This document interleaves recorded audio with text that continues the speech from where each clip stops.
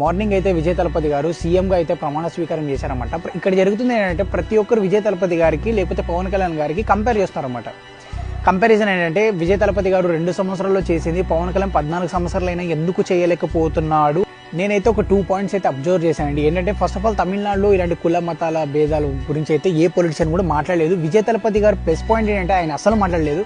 ఆయన మాట్లాడిందల్లా social justice గురించి, ఆయన అదర్ ఎవరైతే ఆపోజిషన్ లీడర్స్ ఉంటారో వాళ్ళు ఏదైతే హామీలు ఇచ్చారో చేయలేదని వాటి గురించి మాట్లాడారు. కానీ మన ఆంధ్రపరంగా వస్తే అలా లేదండి. మనం కులాల మతాల గురించి లోపల మునిగిపోయామన్నమాట. పవన్ కళ్యాణ్ గారు కూడా చాలాసార్లు కూడా కమ్మాస్ కానీ రెడ్డీస్ కానీ లేకుంటే ఎస్సీ ఎస్టీలు కానీ వీళ్ళని యూజ్ చేసుకుంటూ చాలా ప్రచారాలు చేశాడు. అదైతే మేబీ ఆయనకి మైనస్ పాయింట్ అయిందండి. ఇంకోటి ఏంటంటే తమిళనాడులో ఆయన ఫ్యాన్స్ ఎవరైతే ఉన్నారో 100కి 200% ఆయనకి న్యాయం చేశారన్నమాట. వాళ్ళే ఓటేసింది కాక ఇంకా వాళ్ళ ఫ్యామిలీ మెంబర్స్తో కూడా ఓటు వేయించినట్టున్నాడు. అందుకే అంత మెజారిటీ వచ్చింది.